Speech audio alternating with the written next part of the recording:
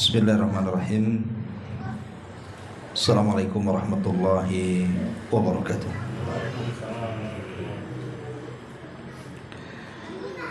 Alhamdulillah wassalatu wassalamu ala rasulillah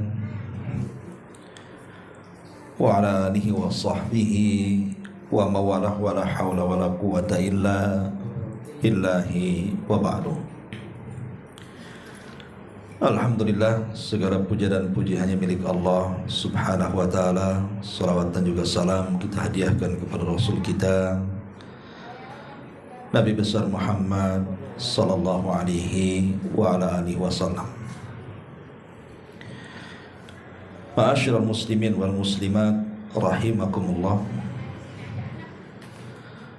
Pembahasan di malam hari ini ada sebuah nasihat dari Al-Imam Ibnul Qayyim Al-Jauziyah rahimahullahu ta'ala di dalam kitabnya Madarijus Salikin, di mana beliau menyebutkan tentang 10 perkara puncak daripada kecintaan Allah subhanahu wa ta'ala kepada hambanya. Karena kita tahu bahwa ibadah itu ada dua macam. Ada ibadah qalbiyah, ibadah yang dilakukan oleh hati, dan ada ibadah al-badaniyah, ibadah yang dilakukan badan. Tapi ibadah yang dilakukan badan itu ditentukan oleh ibadah yang dalam hati. Karena baik buruknya badan kita itu ditentukan dengan hati kita. Makanya Nabi SAW mengatakan, ala wa inna fil jasadi mudghah idza saluhat saluhal jasadu kullu wa idza fasadat fasadal jasadu kullu ala wahiyal qalbu. Ingat daging. Kalau daging ini baik maka akan memperbaiki seluruh badannya. Tapi kalau daging ini tidak baik maka tidak akan memperbaiki seluruh badannya. Itulah hati, kata Rasul. Lah ibadah hati itu kan terbagi menjadi 3. Pertama al-khawfu, yang kedua ar-raja'u, dan yang ketiga al-mahabbatu. Pertama perasaan takut kita kepada Allah, yang kedua perasaan harap kita kepada Allah, dan yang ketiga perasaan cinta kita kepada Allah subhanahu wa ta'ala. Nah, saya tidak akan menjelaskan tiga-tiganya. Saya akan fokus kepada ibadah hati yang ketiga, al-mahabbatu, cinta kepada Allah subhanahu wa ta'ala. Nah, di sini Al-Imam Ibnul Qayyim menyebutkan 10 perkara. Kalau 10 perkara ini kita amalkan, beliau mengatakan bahwa dia telah mencapai puncak daripada kecintaan Allah subhanahu wa ta'ala. Lalu apa saja 10 perkara ini? Beliau mengatakan awwaluha, yang pertama, qiraatul qur'ani wa tadabburu, membaca Al-Quran dan berusaha untuk merenungkannya. Qala Allah azza wa jalla, Allah berfirman, kitabun anzalnahu ilaika mubarakun liyadabbaru ayatihi wa liyatadakkara ulul albab. Allah mengatakan kitabun anzalna, Al-Quran yang telah kami turunkan kepada wahai Muhammad itu penuh dengan berkah, agar mereka bisa merenungkan setiap ayat-ayatnya dan memikirkannya bagi orang-orang yang memiliki akal pikiran. Khotbinin muliakan Allah subhanahu wa ta'ala. Ada ulama salaf yang mengatakan bahwa fahmul hudud khairun min fahmil huruf. memahami batasan-batasan dalam Al-Quran itu jauh lebih baik dibandingkan hanya sekedar memahami huruf-huruf dalam Quran. Lah kebanyakan hari ini orang lebih sibuk memahami huruf dibandingkan memahami hudud, batasan-batasan. Makanya di antara tanda-tanda kiamat adalah kathratul qurra wa qillatul fuqaha wal ulama. Banyaknya para penghafal Quran tapi sedikitnya ahli fikih dan ulama. Kalau orang suruh menghafal Quran, hampir banyak orang yang hafal Quran, bahkan memiliki suara yang luar biasa. Tetapi ketika ditanya soal hukum-hukum agama, dia tidak tahu. Karena seumur hidupnya dia hanya memahami tentang ilmu tajwid, ilmu makharijul huruf, ilmu yang berkenaan dengan bacaan. Bukan tidak baik, bagus orang mempelajari tajwid, makharijul huruf, menghafal Quran. Kita tidak syak lagi, itu perkara yang baik. Karena setiap satu huruf itu juga satu huruf yang kita baca 10 kebaikan. Tetapi bukan hanya sekedar itu. Ada yang jauh lebih baik dibandingkan seseorang itu mempelajari huruf-huruf dalam Al-Quran. Apa itu? Fahmul hudud, mempelajari batasan-batasan dalam Quran, supaya kita paham dalam Quran itu apa yang diperintahkan Allah kepada kita, apa yang dilarang Allah kepada kita, apa yang disukai Allah kepada kita, apa yang dibenci Allah kepada kita, dan begitu seterusnya. Ini yang pertama. Kemudian yang kedua, kata Imam Ibnul Qayyim rahimahullahu ta'ala, at-taqarrub ilallahi bin nawafil ba'dal faraid. Berusaha mendekatkan diri kepada Allah subhanahu wa ta'ala dengan memperbanyak ibadah-ibadah sunnah selain daripada wajib. Tidak syak lagi bahwa melaksanakan kewajiban kita kepada Allah itu sesuatu yang dicintai Allah. Tetapi kalau kita mau menambah dari yang wajib dengan yang sunnah, maka Allah akan lebih mencintai kita lagi. Dan itu berdasarkan hadis qudsi, di mana Allah Subhanahu wa taala mengatakan, "Wa ma yazalu 'abdi yataqarrabu ilayya bin nawafil hatta uhibbahu."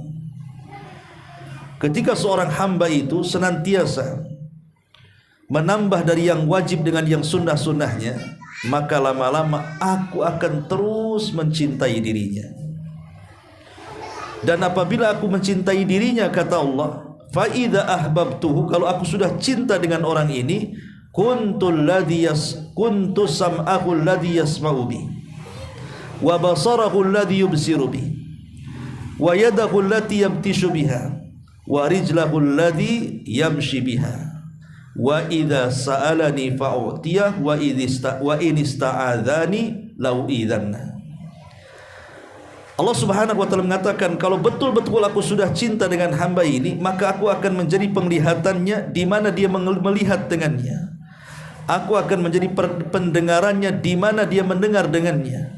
Aku akan menjadi tangan di mana dia bergerak dengannya. Aku akan menjadi kakinya di mana dia melangkah dengannya. Dan apabila hamba itu meminta kepadaku, ku beri, dan apabila minta perlindungan, pasti ku lindungi.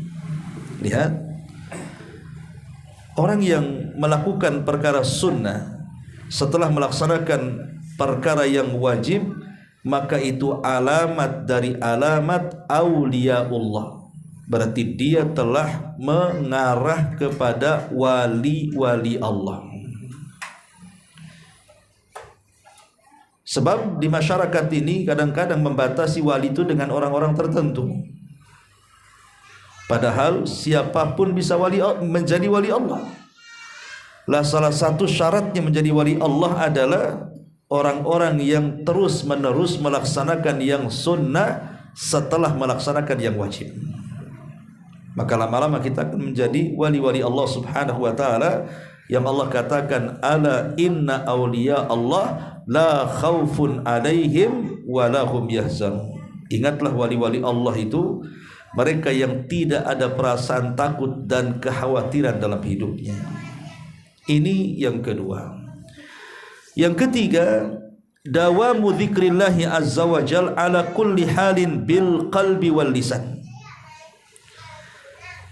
Dawamu dzikrillah, terus menerus berzikir kepada Allah Subhanahu wa taala, baik zikir dalam hati ataupun zikir secara lisan. Karena yang namanya bukti orang mencintai itu adalah dengan memperbanyak menyebutnya. Kita kalau suka dengan seseorang, pasti kita akan terus menyebut-nyebut dia, karena kita suka dengan dia. Tapi kalau orang benci dengan dia, pasti tidak mau mendengar namanya. Mendengar namanya saja marah dia. Jangan disebut, aku tak suka, tak sudi dengan dia. Itu kalau benci. Dengar namanya saja sudah tak suka kita ini. Makanya kenapa dalam kisah Laila Majnun yang sudah saya jelaskan dulu, ada seorang laki-laki yang suka dengan gadis namanya Laila. Apabila datang di malam hari, maka dia senang. Apabila datang di siang hari, dia tidak senang. Kenapa? Karena malam bahasa Arabnya Lailun, persis seperti nama pacarnya. Kalau siang itu nahar, tidak sama dengan nama pacarnya kan. Makanya kalau datang di malam hari, dia pun bersyair menyebut-nyebut kalimat Lail, malam. Karena nama pacarnya si Lail namanya. Dan Lail bahasa Arabnya malam gitu. Karena cintanya dengan si Laili, maka apabila datang di malam hari, dia tidak pernah tidur. Namanya Majnun, orang gila. Maka satu hari dia melamar si Laila, ditolaknya oleh orang tuanya. Kecewa dia. Akhirnya dia lari ke hutan. Sampai di hutan, lapar dia. Segera dia membuat panah dan busurnya, kemudian mengejar kijang yang sedang berlari. Akhirnya dipanah kakinya. Kijang itu kemudian roboh, kemudian ditangkap. Ketika hendak mengambil pisau dan menggoroknya, tiba-tiba dia pandang matanya. Rupanya mata kijang sama dengan mata Laila, tak jadi disembelih. Itulah orang cinta. Maka disebut Majnun, gila kan, Laila Majnun. Jadi kepada seseorang saja, manusia dengan manusia, ketika kita mencintainya, kita suka menyebut namanya. Walillah matsalul a'la. Maka bagi Allah itu permisalan yang jauh lebih tinggi dibandingkan manusia. Harusnya kita harus lebih lagi banyak berzikir kepada Allah, karena zikir itu salah satu bentuk cinta kita kepada Allah Subhanahu wa taala. Ini yang ketiga. Kemudian yang keempat, kata beliau, itharu mahabbatillahi ala mahabbatin nafsi. Mendahulukan kecintaan kita kepada Allah Subhanahu wa taala dibandingkan kecintaan kita kepada diri sendiri. Satu hari Nabi SAW berbincang-bincang dengan Umar bin Khattab radhiyallahu anhu. Umar mengatakan, ya Rasulullah, tidak ada manusia yang lebih aku cintai dibandingkan dirimu kecuali diriku. Kata Rasul, ya Umar, engkau belum sempurna imannya. Kemudian Umar mengatakan, bagaimana tidak sempurna wahai Rasul? Maka Rasul mengatakan, sampai engkau lebih mendahulukan aku dibandingkan dirimu sendiri. Maka Umar pun mengatakan, demi Allah ya Rasul, sekarang tidak ada sesuatu yang lebih aku cintai bahkan dari diriku sendiri melainkan dirimu. Maka Rasul mengatakan, al-an ya Umar, al-an ya Umar. Sekarang wahai Umar, engkau sudah sempurna imannya. Artinya bahwa kecintaan kita kepada Allah Subhanahu wa taala harus melebihi kecintaan kita kepada segala sesuatu yang bisa menghalangi kecintaan kita kepada Allah Azza wa Jalla. Pamannya seseorang sedang berbisnis, punya toko, sedang melayani pelanggan, tiba-tiba datang suara adzan. Di situ harus memilih, apakah tetap membuka tokonya ataukah segera menutup kemudian melaksanakan sholat. Di situ diuji kecintaan kita antara dunia dan Allah Subhanahu wa taala. Kalau kita bisa menutup toko itu dan segera menuju Allah untuk melaksanakan salat, berarti dia lebih mencintai Allah dibandingkan dunianya. Tapi kalau berpikir, nanti kalau ditutup pelanggan pula tak ada, siapa yang membelinya? nanti saja kan waktu salat masih panjang. Akhirnya mulailah kemudian harusnya sholat zuhur 1:30, akhirnya ditunda di 1:30. Ketika 2:30 mau sholat, datang lagi pembeli, nanti 2:30. Akhirnya kemudian sudah dekat-dekat habis waktu zuhur, barulah dia sibuk ruku dan sujud seperti ayam yang lapar yang diberi beras. Seperti apa tuh sholatnya tuh? Karena sudah akhir-akhir masalahnya kan. Lah begitu juga dalam keluarga. Banyak di antara suami itu yang lebih memilih kecintaan dia kepada istri anaknya dibandingkan kecintaan kepada Allah Subhanahu wa taala. Ini bahaya. Ada sebagian suami itu yang menuruti apa saja yang diminta istrinya.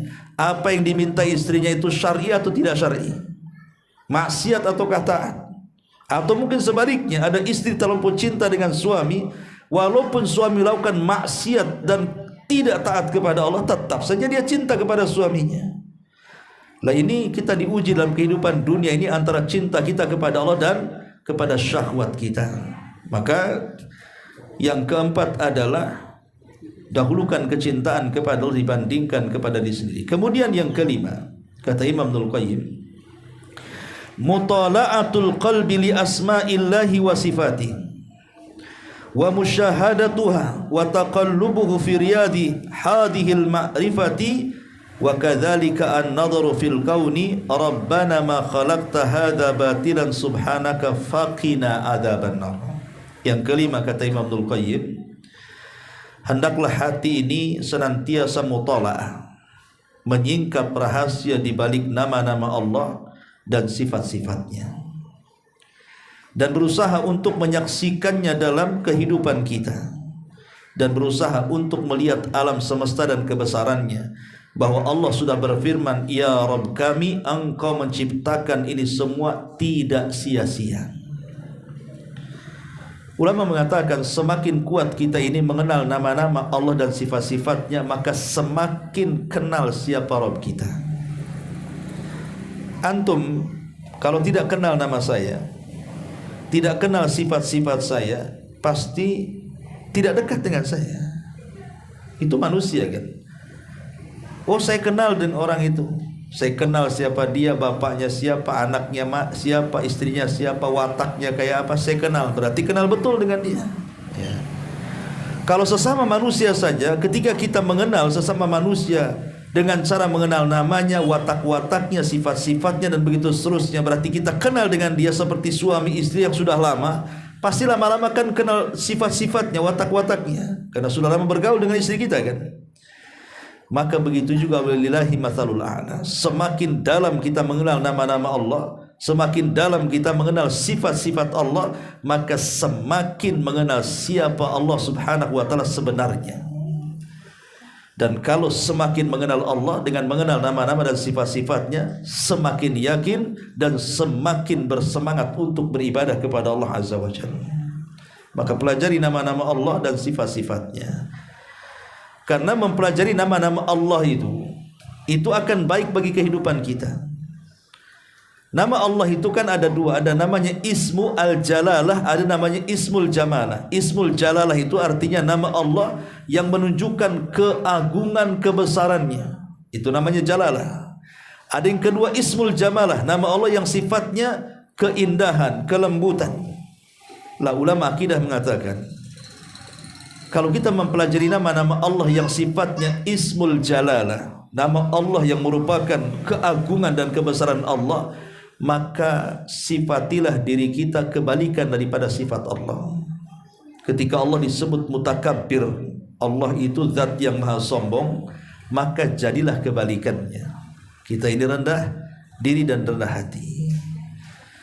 Ketika Allah disifati dengan sifat Al-Khaliq, dia pencipta, maka tirulah kebalikannya, berarti kita adalah makhluk. Maka supaya kita lebih merendahkan diri kepada Sang Penciptanya, itu kalau berhadapan dengan nama Allah yang sifatnya Jalala. Tapi ada nama Allah itu yang sifatnya Jamalah, penuh dengan kelembutan, penuh dengan kehalusan, seperti Allah itu Ghafur, Maha Pengampun. Maka jadi juga kita sebagai Ghafur, mudah memaafkan orang. Allah itu Rahim, maka jadilah hamba Allah yang penuh dengan rahmat, dan begitu seterusnya. Jadi mempelajari nama Allah itu pasti akan melahirkan orang-orang baik tuh. Maka dari sini pentingnya kita memahami nama dan sifat bagi Allah dan melihat kondisi di sekeliling kita, bahkan jauh daripada itu alam semesta, supaya kita lebih mengenal dan lebih mencintai Allah Subhanahu wa taala. Kemudian yang keenam, kata beliau, musyahadatu birrihi wa ihsanihi wa ni'amihi adh-dhahirati wal batinati. Hendaklah kita menyaksikan kebaikan Allah kepada kita dan nikmat-nikmat yang telah Allah anugerahkan, baik yang zahir ataupun yang batin kepada kita. Coba kita pikirkan bagaimana baiknya Allah kepada kita. Coba, Allah sudah menciptakan kita, Allah sudah memberikan rezeki kepada kita, dalam badan kita Allah memberikan mata, telinga, akal, kaki, tangan, dan begitu seterusnya. Diberikan keluarga, diberikan istri, pasangan, anak-anak, rumah, pekerjaan. Itu kan luar biasa tuh, ya. Wa in ta'uddu nikmatallah la tusuha. Kalau engkau hendak menghitung nikmat Allah itu tidak akan dihitung. La in ta'adzana rabbukum la in syakartum la azidannakum. Kalau kalian bersyukur akan nikmatku ku tambah. Intinya bahwa lihatlah kebaikan Allah kepada kita, bahwa kebaikan Allah kepada kita ini jauh lebih baik dibandingkan hamba-hamba Allah yang baik kepada kita. Makanya kalau saya buat analogi seperti ini, orang-orang yang melakukan kesyirikan, kenapa Allah Subhanahu wa taala murka kepada dia? Sekarang analogi sederhana saja ya. Saya punya anak. Dari kecil saya rawat anak itu. Ketika masuk sekolah SD, saya sekolahkan dia sekolah dasar. Dan saya biayai sampai selesai sekolah dasar. Kemudian naik ke SMP, tetap saya biayai sampai selesai sekolah SMP. Kemudian naik ke SMA, kemudian sampai ke perguruan tinggi, S1, S2, sampai doktor, sampai jadi profesor. Sepanjang hayatnya saya orang tua yang mendidik sampai punya titel tinggi. Setelah anak saya besar, jadi profesor, jadi penemu, jadi insinyur, jadi pilot, jadi dokter, dan begitu seterusnya, jadi kaya raya, tiba-tiba sudah berhasil, sudah punya gaji besar, dia mengirim uang bukan ke saya orang tuanya, tapi ke tetangga saya. Kalau pulang tidak datang ke rumah, tapi datang ke tetangganya. Kalau memberikan hadiah tidak diberikan ke saya orang tuanya, diberikan kepada tetangganya. Kira-kira orang tua melihat anaknya seperti itu, apa ndak emosi itu? Ya kurang ajar anak itu kan. Saya membesarkan setelah berhasil, kenapa kemudian kebaikannya diberikan kepada tetangganya? Pasti saya akan marah. Walillah matsalul a'la. Maka bagi Allah permisalan yang lebih tinggi. Allah sudah menciptakan kita, Allah sudah memberikan nikmat kepada kita, memberikan banyak kebaikan kepada kita. Tiba-tiba kita menyekutukan selain Allah. Coba, menyembahnya bukan kepada Allah, bukan kepada zat yang sudah memberikan segalanya kepada kita, malah kita sembah pula selain Allah. Ya wajar kalau Allah murka. Sebagaimana kita punya anak dibesarkan, tahu-tahu berbuat baik kepada orang lain, kan begitu. Lah, dari sini pentingnya seseorang itu melihat kebaikan Allah supaya kita lebih mentauhidkannya lagi. Ini yang keenam. Kemudian yang nomor 7, inkisarul kalbi baina yadayhi. Inkisar al-qalbi baina yadayhi, berusaha untuk merendahkan hati di hadapan Allah Azza wa Jalla. Nabi sallallahu alaihi wasallam bersabda dalam sebuah hadis, kata Nabi sallallahu alaihi wasallam, aqrabu ma yakunul abdu min rabbih wa huwa sajid fa akthiru du'a. Kata Nabi SAW, kondisi kita yang paling dekat dengan Allah kapan? Dalam satu hari kita ini hidup di dunia ini, ada kondisi-kondisi kita itu paling dekat posisi kita dengan Allah.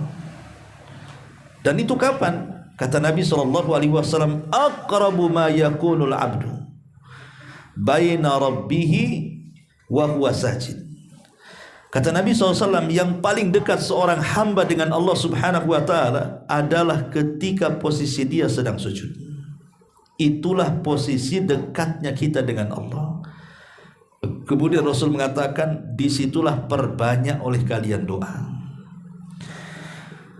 Jadi kata Imam Ibnul Qayyim ketika menyebutkan yang ketujuh itu, bahwa kita harus inkisar, betul-betul menghambakan diri kepada Allah Azza wa Jal, maka kondisi yang paling baik dalam menghambakan diri itu ketika kita sujud. Artinya apa? Perbanyak sholat. Karena ibadah sujud itu hanya ada di sholat ya. Dan kita tahu bahwa kenapa posisi sujud itu posisi yang paling mulia, kedekatan seorang hamba dengan Allah. Dari anggota badan kita dari atas kepala sampai kaki itu, yang paling mulia itu wajah. Berapa banyak emak-emak menghabiskan ratusan juta gara-gara wajah, ya kan? Operasi sana sini, skincare-nya atau apanya. Masa untuk dengkulnya, ya untuk wajahnya lah kan itu ya.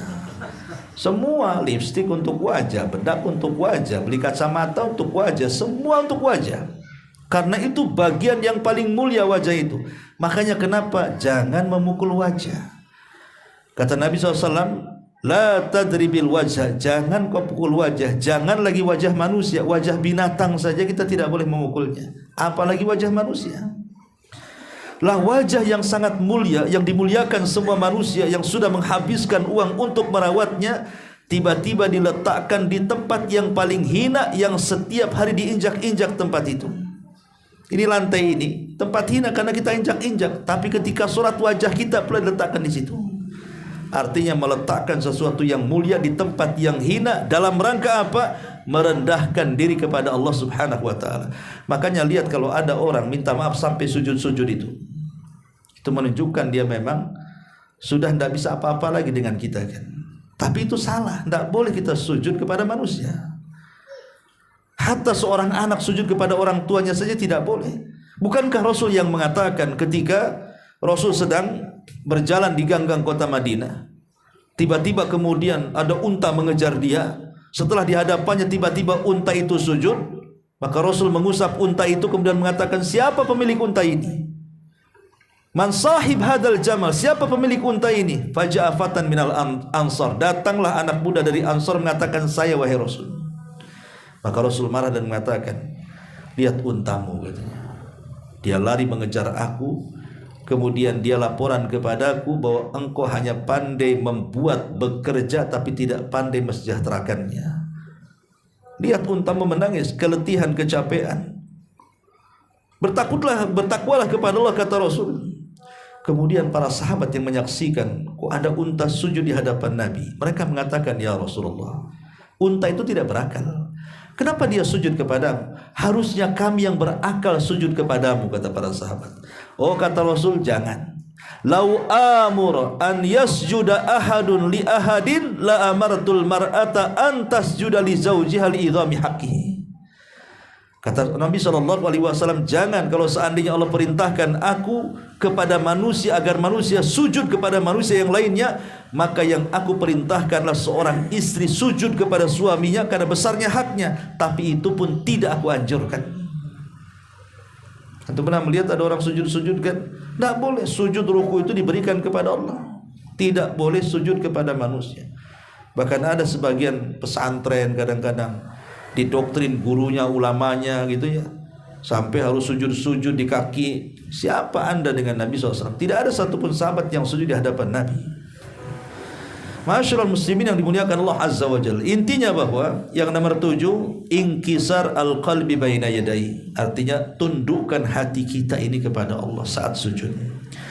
Kemudian thaminuha yang ke-8, al-khalwatu waqta nuzul al-ilahi.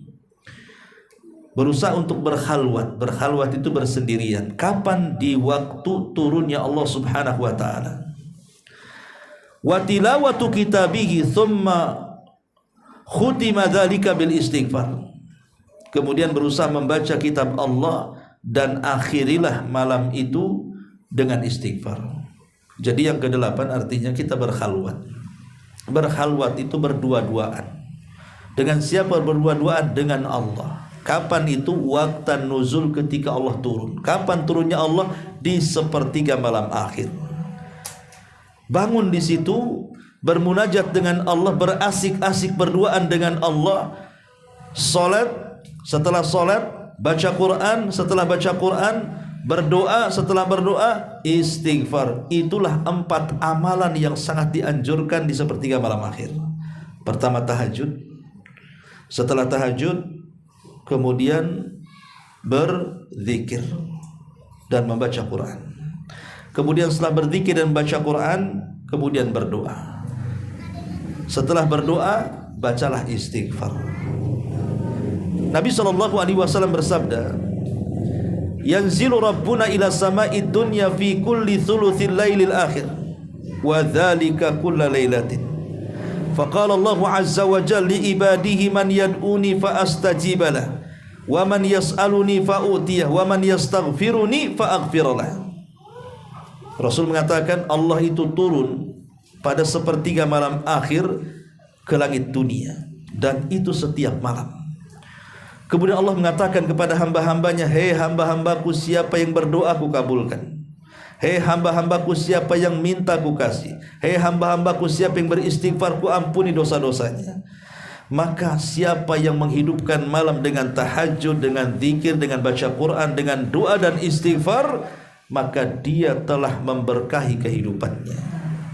Ya, maka ini bentuk mahabbah, kecintaan hamba kepada Allah adalah berkhalwat berdua-duaan dengan Allah. Ini yang ke-8. Kemudian yang ke-9, mujalasatu al-muhibbin as-sadiqin waltiqat atyab thamarati kalamihim. Duduk bersama para muhibbin, orang-orang yang saleh, dengan guru-guru, dengan hamba-hamba Allah yang saleh. Kemudian perhatikan ucapan-ucapan baik mereka. Perhatikan ucapan-ucapan samarati kalamihim, buah daripada ucapan mereka orang-orang saleh, para ulama, para muhibbin, para sadiqin. Duduk bersama mereka. Karena Allah mengatakan dalam Al-Quran, wasbir nafsaka ma'alladzina yad'una rabbahum bil ghadati wal ashi yuriduna wajha wala ta'du aynaka anhum turidu zinatal hayatid dunya wala tuti man aghfalna qalbahu an dzikrina wattaba'a hawahu wa kana amruhu furuta. Apa kata Allah?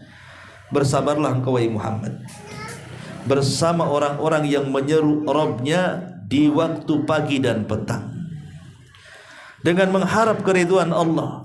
Janganlah kedua matamu wahai Muhammad berpaling dari mereka karena mengharap perhiasan kehidupan dunia, dan janganlah engkau mengikuti orang-orang yang hatinya telah kami lalaikan dan mengingat kami serta menuruti hawa nafsunya, dan keadaan mereka sangat melampaui batas. Ini Allah Subhanahu wa ta'ala merintahkan Nabi kita loh.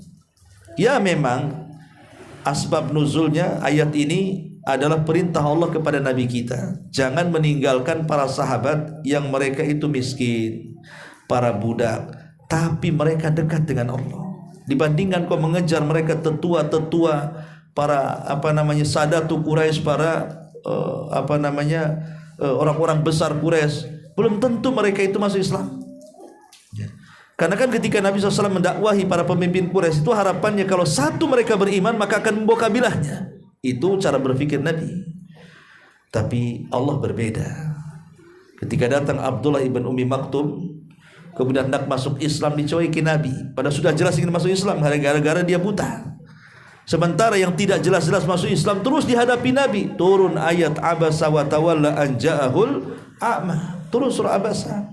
Teguran Allah kepada Nabi, seolah-olah Allah ingin mengatakan, hei Muhammad, itu orang walaupun cacat buta datang kepadamu itu betul-betul ingin masuk Islam. Tapi itu orang yang kau dakwahi, para pembesar Quraisy itu, yang keras kepala itu, belum tentu mereka masuk Islam kok. Cari yang jelas, jangan cari yang tidak jelas, gitu maksudnya. Kalau Nabi SAW saja ditegur oleh Allah, disuruh agar bergabung dengan orang-orang yang taat walaupun di atas kefakiran mereka, maka kita pun sama. Carilah pergaulan yang baik, hadir di majelis-majelis ilmu, berkawan dengan orang-orang yang baik. Kata Rasul, al-mar'u ala dini khalili. Seseorang, agama seseorang itu digantungkan kawannya. Ikhwan, kalau kita ini berhubungan dengan orang-orang baik, bermuamalah dengan orang-orang baik, berada di lingkungan orang-orang baik, pasti kita akan lebih istiqomah. Pasti itu. Tapi kalau seandainya lingkungan kita ini lingkungan yang tidak baik, semuanya orang jahat, semuanya orang-orang yang jauh dari agama, maka itu tantangan kita. Mustahil kita akan istiqomah kecuali karena rahmat Allah Subhanahu wa taala. Maka penting mempertahankan istiqomah itu dengan cara apa? Cari teman sebanyak mungkin, dan teman-teman ini adalah orang-orang saleh yang bisa menarik kita. Bukankah Rasul mengatakan permisalan teman yang baik dengan teman yang tidak baik itu sama dengan kita datang ke orang yang jualan minyak wangi dengan orang yang sedang bekerja di pandai besi, kata Rasul. Kalau kita ini berteman dengan para penjual minyak wangi itu, ada 3 kemungkinan. 1, boleh jadi tiba-tiba penjual minyak wangi ngasihkan mewangiannya kepada kita kan. Kalau penjual minyak wangi kan pasti akan ambil sedikit, ditempel-tempel sini kan begitu. Dapatlah kita wanginya. Atau kita yang membelinya. Ataupun kalaupun kita tidak diberi atau memberi tapi dekat dengan dia itu pasti ada wanginya tuh. Begitulah berteman dengan orang soleh. Boleh jadi dia menasihati kita, boleh jadi kita minta nasihat dia, boleh jadi nama kita ikut harum. Itu siapa itu? Itu kawannya Ustadz Anu. Bukan Ustadz jadi Ustadz dia, ya kan? Tapi bagaimana Nabi mengatakan kalau kawan yang buruk itu seperti pandai besi. Coba lihat pandai besi, isinya cipratan api saja dari pukulan-pukulan besi itu. Kalau kita mendekat terkena cipratan, terbakar kita. Kalau kita menjauh dengan dia, tak punya kawan pula. Kalau kita memaksakan diri datang ke situ, baunya juga tidak sedap hati untuk dicium. Jadi serba salah. Ya, itulah berkawan dengan orang jahat itu serba salah. Boleh jadi kemudian kita yang menarik dia dan itu mustahil, ya bisa saja. Tapi kebanyakan kalau sudah banyak orang jahat dibandingkan orang baiknya, biasanya orang baik tersedot kepada jahat karena sahibus sahib, teman itu nyeret, kata Rasul. Makanya siapa yang berteman 40 hari dengan pemabuk, maka dia akan mabuk tuh. Siapa yang berteman 40 hari dengan orang yang rajin baca Quran, lama-lama dia pengen baca Quran. Begitulah teman itu menjadikan kita terseret ke yang negatif atau ke yang positif. Ini yang ke-9 dan yang terakhir, kata Imam Ibnul Qayyim, muba'adatu kulli sababin yahulu bainal qalbi wa bainallahi azza wa jalla. Ini yang paling penting. Jauhi semua sebab yang bisa menghalangi hubungan hati kita dengan Allah. Jauhi sebab-sebab yang bisa dengan sebab itu terhalang hati kita dengan Allah. Di zaman Imam Ibnul Qayyim itu tidak seperti di zaman sekarang. Di zaman itu belum ada handphone, ya kan? Belum ada internet. Belum ada apa-apalah. Bahkan jangan dicerita di zaman Ibnul Qayyim ya ngomong begini. Di zaman kita masih kecil-kecil sajalah. Di zaman yang sekarang usia 40-50 tahun di waktu sekolah SD, nggak ada handphone itu. Orang mau komunikasi itu ya ke telepon-telepon umum, ya bawa koin, kemudian meningkat ke wartel-wartel kan begitu ya. Dan kehidupannya lihat di zaman itu, tidak ada orang yang menyibukkan diri sendiri kan. Pasti mereka akan lebih bersosialisasi. Kenapa? Kalau ngajak ngobrol sama orang, dia hidup sendiri. Makanya lihat orang dulu itu luar biasa, hubungan bermasyarakatnya luar biasa kan. Karena apa? Ya karena memang tidak ada yang menghalangi mereka. Kalau sekarang kan ada yang menghalangi mereka, handphone kan. Sekarang loh orang bisa duduk di depan handphone itu dari pagi sampai sore tidak jenuh. Coba kalau dulu nggak ada handphone, duduk dari pagi jenuh sampai sore itu. Mau ngapain? Ya. Gara-gara handphone kita bisa duduk seharian. Coba anak kecil yang main PlayStation itu, dia walaupun tidak makan dari pagi sampai sore nggak ada masalah, asal pegang tuh remote tuh, ya. Bisa khusyuk dia. Lah pada hari ini, pada poin yang ke-10 inilah yang menghalangi hati kita dengan Allah adalah handphone depan kita ini. Inilah barang yang banyak menghalangi hubungan seorang hamba dengan Allah Azza wa Jalla. Handphone ini. Kalau dulu ngaji Quran nggak ada yang menghalangi, ya ngaji sampai selesai, entah lembar, 2 lembar, 3 lembar, 1 juz, 2 juz. Sekarang sama-sama ngajinya, tapi ngaji dari handphone. ada aplikasi Qur'annya, tapi tidak tahan. Baru beberapa ayat ting tong WA masuk. Paksa kemudian buka baca dulu, tutup baca lagi, ya kan? Ada saja halangannya. Seolah-olah apa? Seolah-olah tidak pernah khusyuk. Makanya kenapa alat kecil ini, alat pintar ini betul-betul pintar itu membohongi kita, supaya hati kita ini terhalangi dengan Allah Subhanahu wa taala, dan itu sebab menghilangkan kecintaan kita kepada Allah. Ketika kita belum mampu meninggalkan hal-hal yang menjadikan penghalang antara hati kita dengan Allah Subhanahu wa taala. Salah satunya adalah alat komunikasi atau permainan-permainan, hobi-hobi. Hati-hati yang hobi binatang. Kadang-kadang saya lihat, saya di tiban kampung itu ada orang hobi melihara ayam, ayam aduan mungkin kan. Masuk pagi-pagi buta sudah dimandikan. Nanti agak siang sibuk dikasih minum ekstrakjos, itu apa itu? Ratindeng ya. Itu subhanallah dirapihkan, dimandikan, ditaruh di atas. Jadi satu hari saya pikir itu aja yang diurus tuh si ayam jago. Padahal badan dia nggak diurus tuh.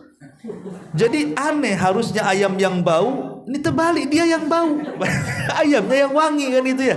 Karena ayamnya malah dimandikan, dianya enggak mandi. Nasib baik istrinya masih cinta dia, lama-lama istrinya cinta ayamnya pula kan. Kan ada masalah jadinya. Lah ini kan permainan, hobi-hobi yang seperti ini itu kan menghalangi itu. Menghalangi dia dengan Allah karena disibukkan dengan perkara itu. Bahkan itu merawat ayam, subhanallah, saya tanya berapa biayanya itu.